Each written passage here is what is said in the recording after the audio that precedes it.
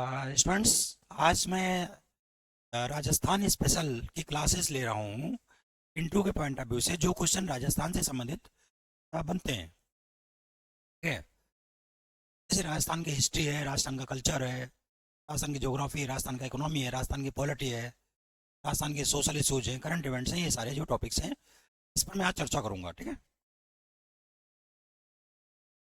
देखिए, सबसे बड़ी बात है कि जब आप सिविल सर्विस में जाते हैं, राजस्थान की पीसीएस है जो आरएस, तो आपको वहाँ के कम से कम इन्वायरमेंट के बारे में जानना होता है, वहाँ का सिस्टम आपको समझना होता है, ठीक है। तो मैं इतना ही कहूँगा कि देखिए, जो राजस्थान भी देश का ही पार्ट है, देश का हिस्सा है, देश का राज्य है, तो सिस्टम में थोड़े बहुत चेंजेस जरूर हैं, लेकिन ज़्यादातर जो सिस्टम है वो कॉमन है, जो ऑल इंडिया में बाकी राज्यों का है वही भी कॉमन है, बट हिस्ट्री वगैरह थोड़ा चेंज रहता है। अब जैसे राजस्थान के हम इतिहास की बात करते हैं, तो राजस्थान का इतिहास बहुत रिच है। राजस्थान की जो हिस्ट्री है बहुत रिच है। आप देखिए, यहाँ पर प्री हिस्टोरिक के भी सबूत मिलते हैं। प्री हिस्टोरिक में आप देखिए, चाहे लिथिक एज है, चाहे इंडस वैली सिविलाइजेशन यानी वैली सिविलाइजेशन की पूत है, कालीबंगा वगैरह सब वही है। और चाहे हिस्टोरिकल एज की हम बात करें, तो हिस्टोरिकल एज में भी आप देखिए, चाहे यहाँ पर हिंदू संस्कृति की बात करें हम, एंशियंट इंडिया, एंशियंट इंडिया जिसमें बेसिकली राजपूत डायनेस्टी बहुत फेमस है, राजपूतों की उत्पत्ति मानी जाती है यहाँ पर। और राजपूतों में जितने भी वंश हैं, राठौर हैं, चौहा हैं, राठौर, सिसोदिया, कछवाहा है, ये जो भी आपके वंश हैं राजपूत वंश, तो राजपूत कल्चर से ही राजस्थान को राजस्थान कहा जाता है। राजस्थान यानी राजाओं का स्थान, ठीक है। Rajput culture cinemas to Rajasthan. तो राजपूत जो इतिहास है उसमें जोधपुर का थोड़ा सा, जोधपुर के आप राठौरों का इतिहास देख लीजिए, ठीक है। इसके अलावा चित्तौड़गढ़ के सिसोदिया वंश का इतिहास देख लीजिए, ठीक है। हाड़ा उसी से संबंधित है, हाड़ौती में हाड़ा राजवंशों का इतिहास देख लीजिए, हृदय वगैरह है, ठीक है। कछवाहा में जय सिंह वगैरह की बात करते हैं, ठीक, जय सिंह, ठीक है, मान सिंह, ये सब हो गए। थोड़ा बहुत देख लीजिए, इससे ज़्यादा बहुत डिटेल में नहीं पूछते हैं। राजस्थान के इतिहास की अगर विशेषता आपसे पूछी जाती है तो ये क्वेश्चन मैं आपको बता देता हूँ।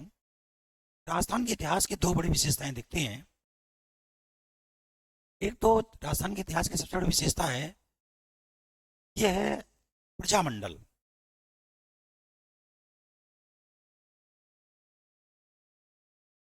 ये प्रजामंडल क्या थे, इसको मैं समझाना चाहूंगा आपको। प्रजामंडल एक ऐसी संस्थाएं थी, जैसे यहाँ देखिए आप, ये राजस्थान में राजा थे, और राजा के ऊपर जो थे ये ब्रिटिशर्स थे, यानी दिल्ली की सत्ता थी, और यहाँ जनता थी। तो यहाँ पर क्या है, जैसे भारत छोड़ो आंदोलन वगैरह ज़्यादा सफल इसलिए नहीं हो सकता था क्योंकि राजा देसी थे। अब यहाँ पर दो चीज़ें थी, प्रजामंडल जो थे, प्रजामंडल जो बनाए गए जगह जगह, राजा जिस क्षेत्र में बनाए गए प्रजामंडल, जैसे मेवाड़ का प्रजामंडल, जोधपुर का प्रजामंडल, अजमेर का प्रजामंडल, पर का प्रजामंडल। तो प्रजामंडल बनाने के पीछे दो बड़े ऑब्जेक्ट काम कर रहे थे। प्रजामंडल बनाने के पीछे सबसे बड़ा ऑब्जेक्ट ये था कि जनता को, जो आम जनता है, उसको डेमोक्रेटिक वैल्यूज बताया जाए, डेमोक्रेटिक वैल्यूज बताए जाएं, उनको उनके अधिकार बताए जाएं, कि जो आपकी डेस्टिनी नहीं है कि आपका शोषण हो रहा है, आपकी ये डेस्टिनी नहीं है, बल्कि ये जो है कृत्रिम रूप से थोपा हुआ है। तो लोकतांत्रिक मूल्यों को बताना, ये तो पहला काम था। दूसरा काम था राष्ट्रवाद पैदा करना। राष्ट्रवाद पैदा करना कि भाई राजाओं के या क्या कहते हैं, अंग्रेजों के साथ आपका हित नहीं है, ठीक है, क्योंकि ये ना तो लोकतांत्रिक है और ये बांट करके भी रखना चाहते हैं। तो डेमोक्रेटिक वैल्यूज के साथ में नेशनलिज्म, राष्ट्रवाद पैदा करना, राष्ट्रवाद पैदा करना, ये दो ऑब्जेक्ट थे। ये दोनों ऑब्जेक्ट को पूरा करने में ये सफल रहे, क्योंकि आज आप देखिए राजस्थान में जो लोकतंत्र है, ठीक है, वो इन्हीं प्रजामंडलों की देन है। ठीक है। दूसरा जो राष्ट्रवाद है, आज देखिए आप कोई रीजनल पार्टी राजस्थान में नहीं है, कि दो की दो नेशनल पार्टीज हैं, और राजस्थान के लोग हमेशा जो रीजनल इंटरेस्ट है उस पर नेशनल इंटरेस्ट को वरीयता देते हैं। ठीक है, ये बात देखी गई, रीजनल इंटरेस्ट के बजाय वो नेशनल इंटरेस्ट को वरीयता देते हैं। तो राजस्थान का जो एकीकरण हुआ, ठीक है, और राजस्थान में जो लोकतांत्रिक मूल्य पैदा हुए, ये प्रजामंडलों के देन है, ये बहुत बड़ा अचीवमेंट प्रजामंडल का है। तो राजस्थान के इतिहास की पहली विशेषता है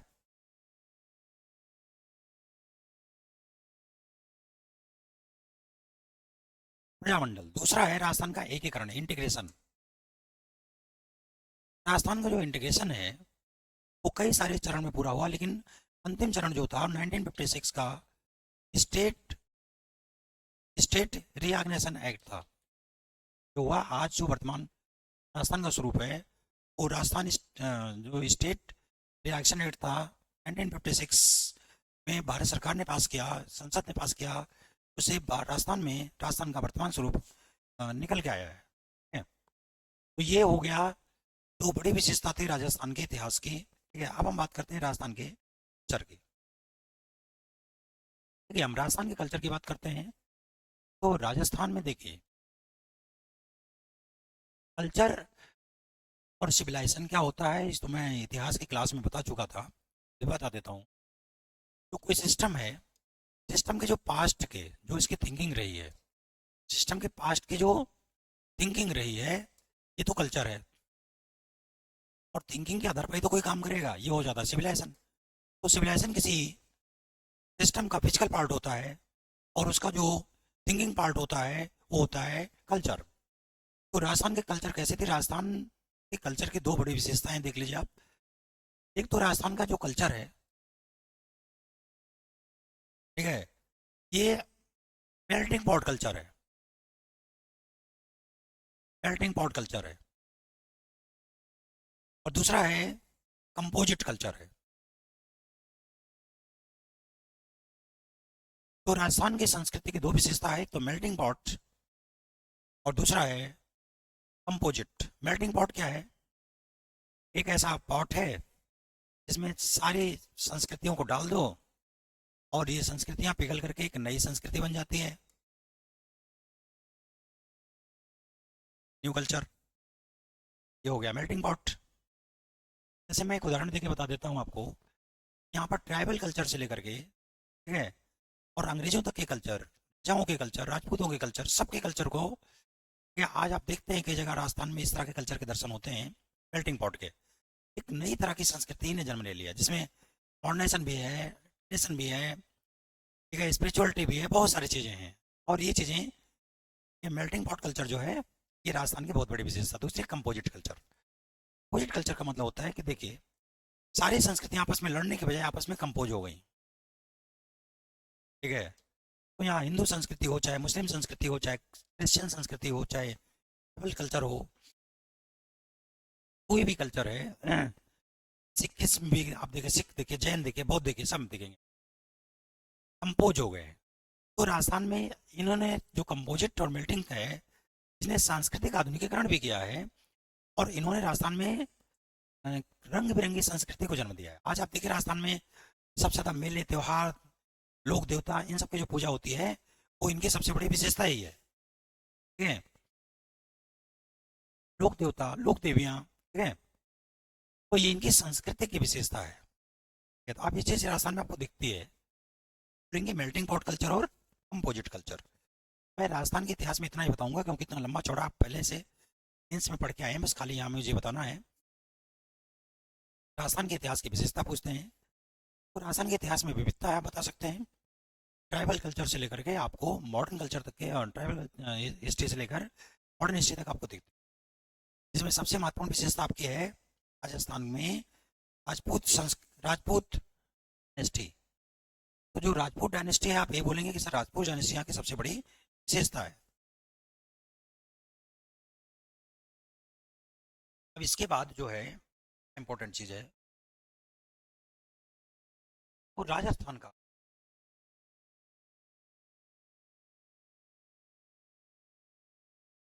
है, राजस्थान का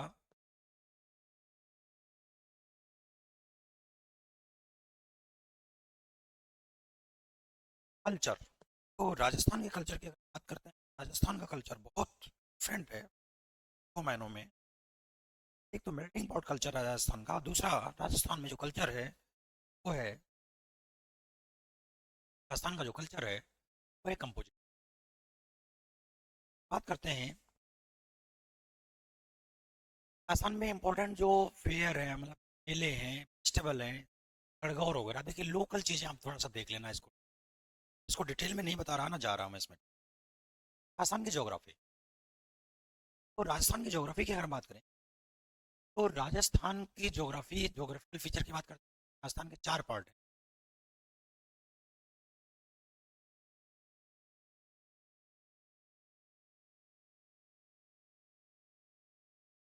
राजस्थान के चार पार्ट हैं, बीच में अरावली है, राजस्थान को वाटर डिवाइड का काम करती है। पश्चिम के मरुस्थल हो गए, डेजर्ट, अरावली हो गए। ये साउथ ईस्ट के प्लेट हो गए, साउथ ईस्ट में हाड़ौती का प्लेट, प्लेट हो गए, और ये हो गया मैदान, प्लेन। नॉर्थ ईस्ट के प्लेन, ये चार भागों में राजस्थान टूटा हुआ है। ये सबसे ओल्डेस्ट स्ट्रक्चर है। इसके बाद ये सबसे ओल्डेस्ट स्ट्रक्चर है, लगभग ये पिडमांट का है, ये हाड़ौती का पठार। ये प्लेन है जो सबसे आधुनिक है, प्लेन है। इसके बाद स्टेशन काल में बनाया, और डेजर्ट है जो सबसे आधुनिक संरचना है। अब सबसे बड़ी बात है, मैं बात करूंगा सबसे पहले अरावली को लेकर के। देखिए अरावली जो है एक एम्बेरियन काल में बना हुआ इलेक्ट माउंटेन है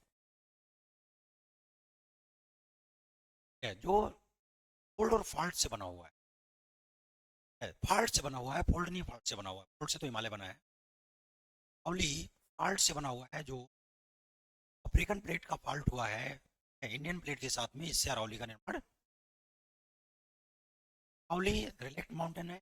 अरावली राजस्थान के लिए तीन तरह से लाभकारी है। एक तो अरावली राजस्थान के लिए सबसे ज़्यादा लाभकारी है, इसका कारण है इन्वायरमेंट। जी, राजस्थान में जितने भी बायोडाइवर्सिटी पाई जाती हैं, ज़्यादातर बायोडाइवर्सिटी अरावली में पाए जाते हैं, जिसमें मेडिसिनल प्लांट होते हैं, इकोसिस्टम के लिए ज़्यादा इंपॉर्टेंट है, ठीक है। दूसरा, ये क्लाइमेट को कंट्रोल करता है। अरावली जो है राजस्थान के क्लाइमेट को कंट्रोल करता है। तो वेस्टर्न पार्ट होता है मानसून का जो आता है, उसको अरावली दो भागों में बांट देती है, ठीक है। और ये वर्षा करते हैं, आकर के प्लेटूज पर वर्षा करते हैं। और डेजर्ट में वर्षा इसलिए कम होती है क्योंकि यहाँ पर प्रेशर एरिया बना होता है, फिर ड्रॉट सूखा होता है, इसलिए इनकी नमी होती है वो कम पड़ जाती है। और हाई प्रेशर के कारण ये जो मानसून हवाएं होती हैं धीरे धीरे आगे बढ़ती हैं। तीसरी स्थिति ये बनती है, अपना हो गया और क्लाइमेट, दो इंपॉर्टेंट हो गए इसके। एनवायरमेंटल, इसका इकोनॉमिक इंपॉर्टेंस है। बहुत सारे खनिज पदार्थ पाए जाते हैं, जैसे मूल्यवान पत्थर पाए जाते हैं ज़्यादातर, ठीक है।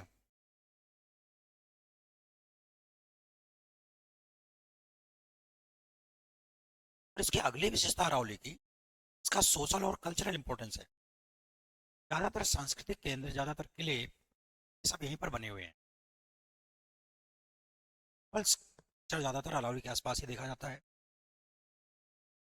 और इस इंपॉर्टेंस के साथ अरावली, अरावली की भी रिसेंट जो प्रॉब्लम आ रही है वो एक माइनिंग को लेकर के आ रही है कि अरावली का अस्तित्व, और अगर अरावली का अस्तित्व खत्म होता तो राजस्थान को इससे तीन नुकसान होने जा रहे हैं। एक तो ट्राइबल कल्चर इससे प्रभावित होगा। अभी आपने इकोनॉमी को, ठीक है, आपको फायदा मिल गया इस चीज़ का, लेकिन लंबे समय में ये चीज़ आपको नुकसान पहुंचाएगी। और जो इन्वायरमेंटल पैटर्न है, जो क्लाइमेटिक पैटर्न है, पूरी तरह से चेंज हो जाएगा। इसलिए अरावली के खनन पर तुरंत रोक लगाई जानी चाहिए, ठीक है। एक स्टैंडर्ड डिसाइड किया जाना चाहिए कि उतना ही एक्सप्लोटेशन किया जाए। जैसे एक कॉन्सेप्ट आता है ज्योग्राफी में, लिमिट टू ग्रोथ, विकास की सीमा। तो विकास कभी भी पर्यावरण की कीमत पर, विकास कभी अपनी संस्कृति की कीमत पर नहीं हो सकता है। बहुत सीधी सी बात है। तो अपनी संस्कृति की कीमत पर और अपने पर्यावरण की कीमत पर विकास नहीं किया जाना चाहिए, यही बात मैं कह रहा हूँ राजस्थान के संदर्भ में। तो हम अगली बात करते हैं, राजस्थान में नॉन कन्वेंशनल एनर्जी की बात करते हैं, गैर परंपरागत रूप से। राजस्थान की अगर हम बात करते हैं तो राजस्थान में जो conventional source of energy, general होते हैं जो परंपराओं में हैं, अभी व्यवहारिक रूप से आ रहे हैं, इसलिए यूज किया जा रहा है। इसमें आपका जो है कोल हो गया, पेट्रोलियम हो गया, ये सारी चीज़ें हो गई, ठीक है। राजस्थान में कोल पाया नहीं जाता। ये कोल ज़्यादातर कहाँ सेडिमेंट्री रॉक्स में पाए जाते हैं, सॉरी, कार्बोनिफेरस काल के रॉक्स हैं उसमें पाए जाते हैं, सेडिमेंट्री होते हैं, सही करें आप। और इसके अलावा फिर वो पेट्रोलियम पाया जाता है, वो भी कार्बन, दोनों रॉक्स में पाए जाते हैं। राजस्थान में सेडिमेंट्री रॉक्स बहुत ही कम है, ठीक है, तो इसलिए ये चीज़ नहीं पाई जाती यहाँ पर। इसलिए राजस्थान जो है वो नॉन कन्वेंशनल एनर्जी पर डिपेंड करता है। नॉन कन्वेंशनल एनर्जी क्या है? तो इसमें दो तरह के हैं, रिन्यूएबल और नॉन रिन्यूएबल। नॉन कन्वेंशनल का मतलब होता है कि जो अभी प्रयोग में है, एक्सपेरिमेंटल है, उसको बहुत ज़्यादा प्रोफेशनलाइज नहीं किया जा सका है, वो नॉन कन्वेंशनल होता है। और इसमें से भी जो यूज करने के बाद खत्म हो जाते हैं वो तो नॉन रिन्यूएबल होते हैं, और जो यूज करने के बाद भी खत्म नहीं होते, सस्टेनेबल एनर्जी होते हैं, ठीक है। तो आप देखिए जैसे यहाँ विंड एनर्जी है, सोलर एनर्जी है, विंड एनर्जी, सोलर एनर्जी, इसके अलावा पूर्वी राजस्थान में बहुत सारे पशुपालन वगैरह होते हैं, तो जहाँ पर हम रंग एनर्जी, ठीक है, ये सारी चीज़ें निकाल सकते हैं, ठीक है। फॉसिल्स होते हैं, मतलब जो तारा पशु इन सब के शेष होते हैं उससे, तो बायोटिक एनर्जी। अब देखिए यहाँ बड़ी अच्छी संभावना है, लेकिन यहाँ सबसे बड़ी समस्या ये आ रही है कि राजस्थान में इंफ्रास्ट्रक्चर यानी जो टेक्नोलॉजी और कैपिटल चाहिए उसको बहुत ज़्यादा जरूरत है। सरकार अगर सपोर्ट करे तो पश्चिमी राजस्थान का जो डेजर्ट है इसको यूज हम कर सकते हैं। अब हम बात करते हैं राजस्थान में डेजर्ट को लेकर।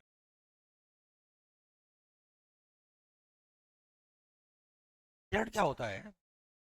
डेजर्ट सॉइल फॉर्मिंग प्रोसेस होता है जहाँ पर इल्यूवेशन होता है।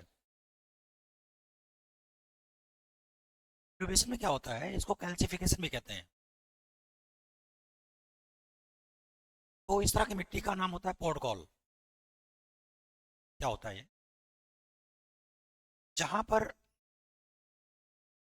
इनकम है, जल की उपलब्धता कम है, बट इवेपोरेशन हाई है, वहाँ पर क्या होता है, अपवार्ड मूवमेंट होता है, साल्ट सतह पर आ जाते हैं, और साल्ट क्या करते हैं, सिलिका के साथ मिलकर के बिखर जाते हैं। साल्ट सतह पर आ जाते हैं, सिलिका के साथ मिलकर बिखर जाते हैं। जैसे इसमें कैल्शियम है, ठीक है, लोहा है, निफेस है, ये सारे हो जाते हैं। तो इसी प्रक्रिया को बोलते हैं डेजर्टिफिकेशन।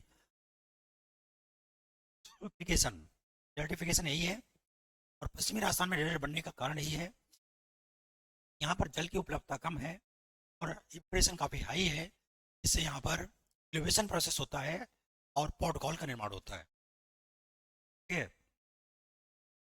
डेजर्टिफिकेशन, डेजर्ट बनने का, डेजर्ट एक ऐसी मृदा है इसका अपना इकोसिस्टम होता है।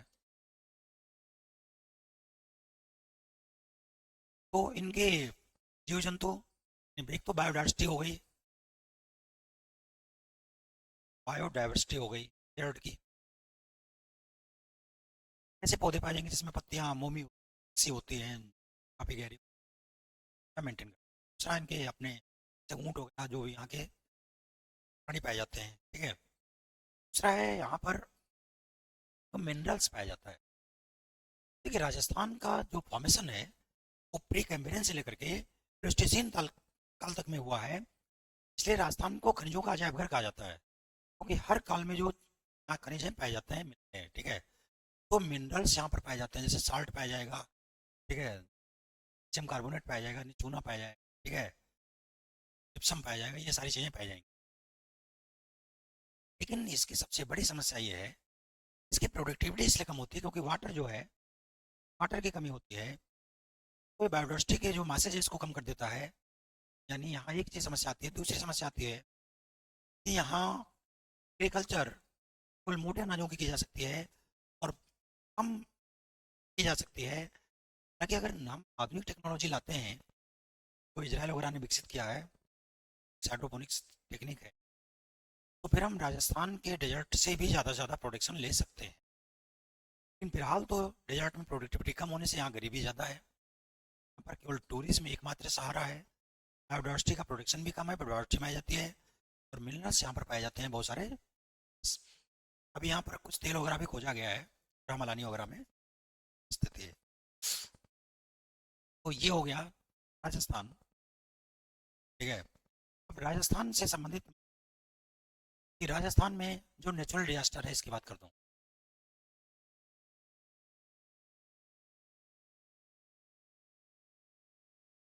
नेचुरल डिजास्टर क्या होता है, जो जहाँ तो नेचुरल फोर्सेज होते हैं, नेचुरल फोर्सेस, तो नेचुरल फोर्सेस के कारण जो हमारा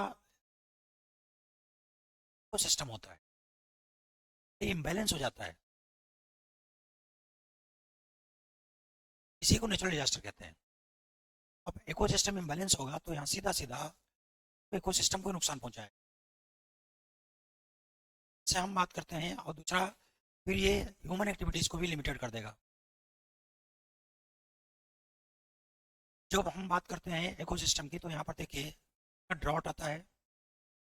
ड्रॉट और फ्लड दो चीज़ें मैं बताना चाहूँगा आपको। फ्लड क्या होता है, जो उपलब्ध अवेलेबल मॉइस्चर होता है, अगर इसमें 30% है अवेलेबल एवरेज मॉइस्चर, इसमें 25% या इससे ज़्यादा की कमी हो जाती है, उसका ड्रॉट कहते हैं। और अगर उपलब्ध मॉइस्चर इससे 30% से ज़्यादा की अधिकता हो जाती है तो इसको फ्लड कहते हैं, ठीक है। तो फ्लड और ड्रॉट दोनों ही नेचुरल डिजास्टर की कैटेगरी में आते हैं। और राजस्थान फेस करता है, कभी फ्लड फेस करता है, कभी ड्रॉट फेस करता है। और इसका सीधा सीधा नुकसान होता है कि इकोसिस्टम को नुकसान पहुंचाता है, फ्लोरा फौना डिस्ट्रॉय हो जाते हैं, सॉइल इरोजन हो जाता है, ठीक है। ये सारी समस्याएं पैदा होती हैं और इसका सीधा संबंध है गरीबी और एक्टिविटी खत्म हो जाती है। अब नेचुरल डिजास्टर जो है इसको रोका तो जा नहीं सकता है, ठीक है। नेचुरल डिजास्टर को रोका सेंडई प्रोटोकॉल जो है, जापान में था सेंडई, जहाँ भारत इसका फाउंडर मेंबर है सेंडई प्रोटोकॉल। तो सेंडई प्रोटोकॉल में नेचुरल डिजास्टर से संबंधित काम किया गया, जिसमें कहा गया कि डिजास्टर मैनेजमेंट बहुत इंपॉर्टेंट है। एनडीए में बना हुआ है, नेशनल डिजास्टर मैनेजमेंट अथॉरिटी बना हुआ है, और नेशनल डिजास्टर मैनेजमेंट फोर्स है, और फंड भी बना हुआ है, फोर्स और फंड। इसी तरह राज्य में बना हुआ है, इस तरह जिलों में बना हुआ है, ठीक है। तो डिजास्टर से संबंधित ये तो एजेंसी हो गई। डिजास्टर को रोका नहीं सकता, लेकिन डिजास्टर के प्रभाव को मिटिगेट किया जा सकता है, कम किया जा सकता है, अगर डिजास्टर से पूर्व सूचना दे दी जाए, प्री इन्फॉर्मेशन। आप सटीक इन्फॉर्मेशन बताइए, सूखा पड़ने वाला है या बाढ़ आने वाला है, जैसे इसकी तैयारी की जा सके। Pre information. दूसरा होता है डिजास्टर के समय में राहत और बचाव, है रेस्क्यू, रिलीफ। डिजास्टर आ गई तो जो लोग वहाँ अवेलेबल हैं इसे तो खाली करवा लिया जाए, नहीं जो अवेलेबल हैं रेस्क्यू, चाहे फ्लोरा हो, चाहे फन हो, चाहे कोई बचाओ। तीसरा होता है आफ्टर डिजास्टर, जो इफेक्ट होता है उसमें रिहेबिलिटेशन आता है। तो ये डिजास्टर से संबंधित क्वेश्चन था जो हमने आपको बता दिया है। अब हम बात करते हैं राजस्थान में इकोनॉमिक सिस्टम। इकोनॉमिक सिस्टम तो मैं आपको बताना चाहूँगा कि जो इकोनॉमिक सिस्टम राजस्थान का है, राजस्थान को आज भी आप देखिए यहाँ पर रूरल इकोनॉमी है, और यहाँ का जो क्राफ्ट इंडस्ट्री है, इसमें जो ज्वेलरी है, गारमेंट्स वगैरह हैं, सारे हो गए क्राफ्ट, प्लस एग्रीकल्चर, ये दो डोमिनेट करते हैं। बड़ी इंडस्ट्री बहुत ही कम है। उसका कारण मैं बता दूं, इंडस्ट्री कम होने का कारण है कि पर कोर मिनरल्स नहीं पाए जाते हैं, ठीक है, पहली समस्या है। दूसरी बात है यहाँ पर एनर्जी की कमी है, ठीक है। तीसरी समस्या है फाइनेंस की कमी है, ठीक है। तो इंफ्रास्ट्रक्चर की कमी, कोर मिनरल्स की कमी, कोल मिनरल्स की कमी, ये सारी चीज़ें बड़ी इंडस्ट्री को लगाने में मदद। अब राजस्थान में क्या है, एक उच्च क्वालिटी का क्या पाया जाता है, ये ह्यूमन रिसोर्सेज पाया जाता है, तो इनको स्किलफुल बना दिया जाए तो हैंडीक्राफ्ट इंडस्ट्री में हम बहुत ज़्यादा कर सकते हैं अच्छी तरह से। एग्रीकल्चर में भी समस्या है, ये एग्रीकल्चर में भी देखिए आप, यहाँ पानी की कमी है, भारी कमी है, ठीक है। तो यहाँ पर ज़्यादातर जो खेती होती है वो प्रोफेशनल एग्रीकल्चर ना, प्रोफेशनल फार्मिंग, कमर्शियल फार्मिंग ना होकर के ज़्यादातर फार्मिंग जो होते हैं सब्सटेंशियल होती है, यानी जीने खाने के लिए, ठीक है। और हैंडीक्राफ्ट इंडस्ट्री में जेम ज्वेलरी है, ठीक है, गारमेंट्स वगैरह हैं, ठीक है। इसके अलावा ये सारी चीज़ें बनाई जाती है और चीज़ों को निर्यात भी किया जाता है। अब अगला मुद्दा है, तो राजस्थान का जो इकोनॉमी है वो किस पर बेस्ड है? एग्रीकल्चर और क्राफ्ट इंडस्ट्री पर बेस्ड है। तीसरा यहाँ टूरिज्म है। क्या है? टूरिज्म। टूरिज्म एक प्रक्रिया होती है, प्रोसेस होता है, जहाँ पर आप वर्चुअल तरीके से या डायरेक्ट तरीके से जाके ऑब्जर्व करते हैं, ठीक है। तो एक तो वहाँ का नॉलेज भी आपको मिलता है, और दूसरा आप, ठीक है, रिलैक्स फील करते हैं, नई जगह देखते हैं तो ईगरनेस भी होता है, मेंटल सेटिस्फेक्शन प्लस नॉलेज, ये दोनों आपको टूरिज्म देता है। आसाम में देखिए टूरिज्म की पोटेंशियल बहुत ज़्यादा है, उसका दो कारण है। आसाम में टूरिज्म का पोटेंशियल ज़्यादा है, एक तो यहाँ का कल्चरल रीजन है। आसाम में जैसा कि हमने बताया आपको कि कल्चर, सारे कल्चर पाए जाते हैं, ट्रैवल कल्चर से लेकर के और मॉडर्न कल्चर तक पाए जाते हैं, उसके प्लेस पाए जाते हैं। दूसरा इसका कारण है नेचुरल।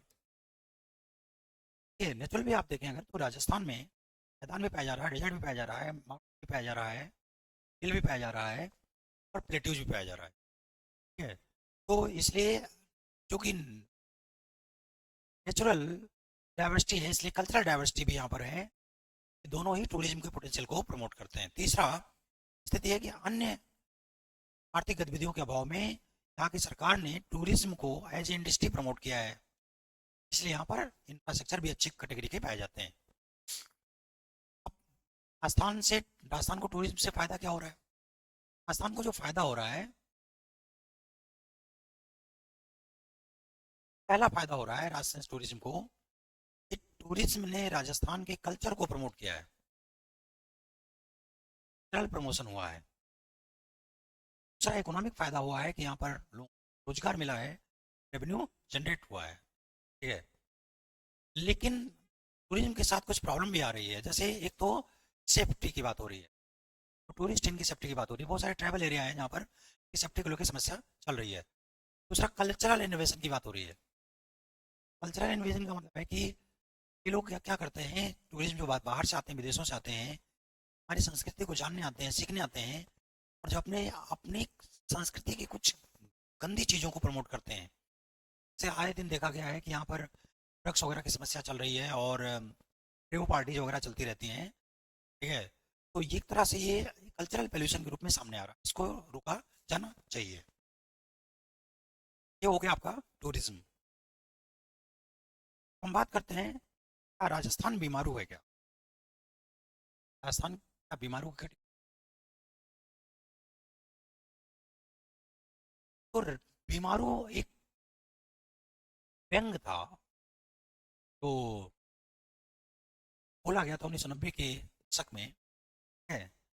नॉर्थ इंडिया और साउथ इंडिया को अगर हम डिवाइड करते हैं, नॉर्थ इंडिया का जो एवरेज ग्रोथ रेट था वो एवरेज से कम था, साउथ इंडिया का जो एवरेज ग्रोथ रेट था वो एवरेज से ज़्यादा था।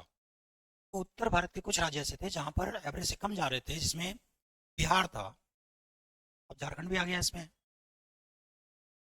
मध्य प्रदेश हो गया, राजस्थान हो गया, और उत्तर प्रदेश हो गया।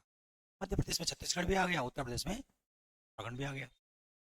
तो बैंक के रूप में कहा गया। देखिए आज भी राजस्थान बीमारू है या नहीं है, इसके लिए हमें इनके सोशल और इकोनॉमिक डेटा पे जाना होगा। सोशल डेटा की हम बात करते हैं और इकोनॉमिक डेटा की बात।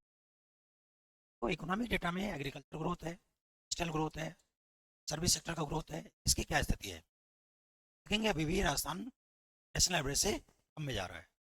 पर कैपिटा इनकम हो गया, स्टेट की इनकम जीडीपी हो गई, ये सारी सोशल डेटा में विमेंस, चाइल्ड्स, सोशल सिक्योरिटी की बात आ रही है, एम्प्लॉयमेंट की बात आ रही है, ठीक है, और वेलफेयर स्कीमों की बात आ रही है, एजुकेशन की बात आ रही है। तो ये डेटा क्या है? तो आप देखेंगे अभी दोनों ही डेटा जो हैं वो नेशनल एवरेज से राजस्थान में नीचे जा रहे हैं, इसलिए राजस्थान अभी भी बीमारों के कटघरे में खड़ा है। अब राजस्थान का जैसे सपोज करो क्वेश्चन पूछा गया, राजस्थान का विकास मॉडल क्या हो, तो जो डेवलपमेंट मॉडल है राजस्थान का कैसे बनाओगे आप? देखिए, डेवलपमेंट मॉडल ऐसे बनता है राजस्थान में कि हमें सबसे पहले यहाँ के रिसोर्सेज पर ध्यान रखना पड़ेगा और डिमांड। तो हमारी नीड क्या है और रिसोर्सेज हमारे पास क्या है, दोनों पर ध्यान दीजिए। नीड क्या है? नीड है इकोनॉमिक और सोशल डेवलपमेंट और जस्टिस। डेवलपमेंट और जस्टिस, सोशल इकोनॉमिक और जस्टिस, ये हमारी नीड है। रिसोर्सेज की हम बात करते हैं तो देखिए, राजस्थान में पानी नहीं है, वाटर की कमी है, और सोर्सेज नहीं है, ठीक है, फाइनेंस की कमी है, इंफ्रास्ट्रक्चर की कमी है, फाइनेंस इंफ्रास्ट्रक्चर कमी है। तो ऐसे स्थिति में क्या करेंगे आप? ऐसी स्थिति में, ठीक है, हैवी इंडस्ट्री के बजाय, फिजिकल इंडस्ट्री के बजाय नॉलेज बेस्ड इंडस्ट्री आप डेवलप करें। नॉलेज बेस्ड इंडस्ट्री आप डेवलप करें। नॉलेज बेस्ड इंडस्ट्री में क्या होता है, जिसमें क्राफ्ट हो गया, इसको प्रमोट किया जाए, ठीक है, कॉमर्शियल एग्रीकल्चर को करें, जो मॉडर्न एग्रीकल्चर है। इसके अलावा आप प्रमोट करें, क्रॉप हो गया। इसके अलावा आप प्रमोट किया जाए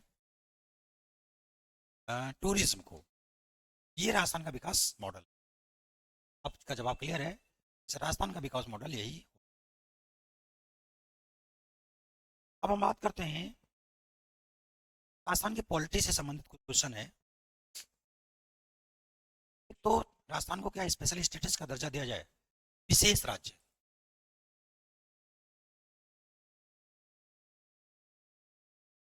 विशेष राज्य, देखिए विशेष राज्य जो ये प्लानिंग कमीशन की सिफारिश पर दिया जाता था, जिसका आधार था गाडगिल फार्मूला। तो विशेष राज्य बनने के लिए विशेष समस्याएं चाहिए, स्पेशल प्रॉब्लम। तो स्पेशल प्रॉब्लम में एक तो स्पेशल टेरेन की बात आती थी, विशेष भौगोलिक क्षेत्र। देखो राजस्थान का 60% स्पेशल टेरेन, तो 60% से ऊपर भी अभी भी राजस्थान में क्या है, डेजर्ट है, विशेष टेरेन है। पूर्वी राजस्थान में पठार है, प्लेट्यूज है, वो भी स्पेशल ही है। दूसरा, विशेष कल्चर, स्पेशल कल्चर। देखिए राजस्थान में स्पेशल कल्चर भी है, क्योंकि यहाँ पर अभी भी ट्राइबल्स लगभग 14% के आसपास पाए जाते हैं, ट्राइबल कल्चर, तो रिमोट एरिया में रहते हैं। तीसरी स्थिति होती है कि विशेष राज्य का दर्जा प्राप्त करने के लिए विशेष समस्याएं चाहिए। तो राजस्थान बॉर्डर एरिया भी है, बॉर्डर एरिया है, ठीक है, और डेजर्ट के विशेष विकास के लिए विशेष फंड वगैरह की जरूरत रहेगी। तो राजस्थान तीनों ही क्राइटेरिया पर फिर बैठता है। और अगर विशेष राज्य का दर्जा दिया जाता है तो ये दिया जाता है सेंट्रल स्टेट फाइनेंशियल रिलेशन के लिए। सेंट्रल स्टेट फाइनेंशियल रिलेशन, विशेष राज्य का दर्जा पाने के बाद तो ये लोन 70% और ग्रांट 30% होता है, वो चेंज होकर के, ठीक है, लोन 10% हो जाएगा और ग्रांट 90% हो जाएगा। ये फायदा राजस्थान को। तो विशेष राज्य का दर्जा दिया जाए, इसका हम सपोर्ट करते हैं। कभी कभी क्वेश्चन पूछा जाता है राजस्थान की पॉलिटी में कि टू पार्टी सिस्टम। देखो राजस्थान में कोई रीजनल पार्टी डेवलप नहीं हुई, उसका सबसे बड़ा रीजन है effect of the Prajamandal. Prajamandal है, इनका जो प्रभाव है, इससे रीजनल पार्टी नहीं आई। क्योंकि इसका सबसे बड़ा कारण है कि राजस्थान में डेमोक्रेटिक वैल्यूज, और राजस्थान पहले रीजन में राजाओं के क्षेत्र में बटा हुआ था, और जो इंटीग्रेशन है, प्रजामंडलों ने क्या किया, सबसे पहले राजाओं को आपस में जोड़ा, एक राजस्थान बना दिया, फिर इसको देश के साथ जोड़ दिया, राष्ट्रवाद पैदा करके। ये दो बड़े कारण है, इसलिए टू पार्टी सिस्टम राजस्थान में है। और तीसरी पार्टी बहुत भी एंगल बना रही है, लेकिन मेन स्ट्रीम में नहीं आ पा रही है। अगली हम बात करते हैं राजस्थान में विधान परिषद बनाने की। राजस्थान में जो लेजिस्लेटिव काउंसिल है वो बनाने की। तो जब आप लेजिस्लेटिव काउंसिल बनाने की बात करते हैं, तो ऐसे स्थिति में राजस्थान जो है, लेजिस्लेटिव काउंसिल बनाने की बात करते हैं, तो राजस्थान फिर लेजिस्लेटिव काउंसिल बनाया जाना चाहिए। उसका कारण ये है, जब हमने 73rd 74th अमेंडमेंट लाए तो उस समय हमने क्या किया कि ट्राई लेवल फेडरेशन बना दिया, त्रिस्तरीय संघ बना दिया।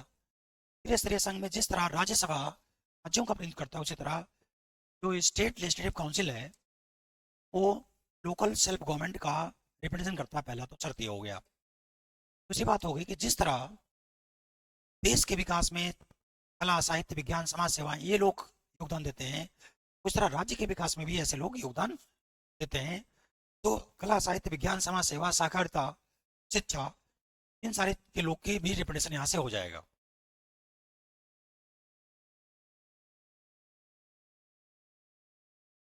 तो बनाया जाना चाहिए, आपको बता देना, ठीक है। अब राजस्थानी भाषा की बात करें, राजस्थानी भाषा को 8 शेड्यूल में रख लिया जाए।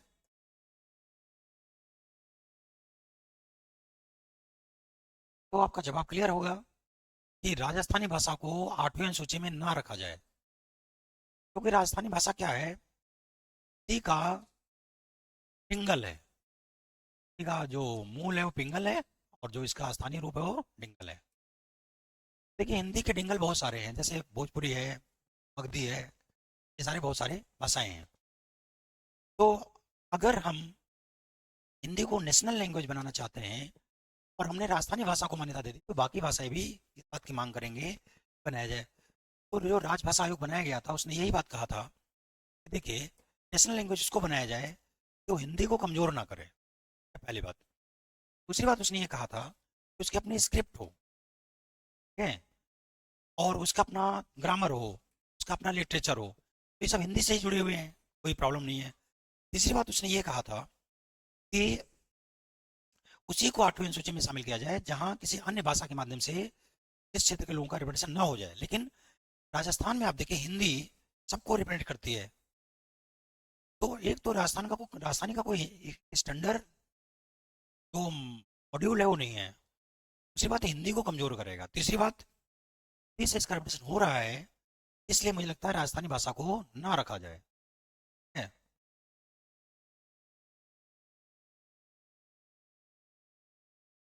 3 4 टॉपिक कर दो, हो गया, राजस्थान हो ही गया, ठीक है। सोशल इश्यूज बचे हैं, बाकी हो गए हैं।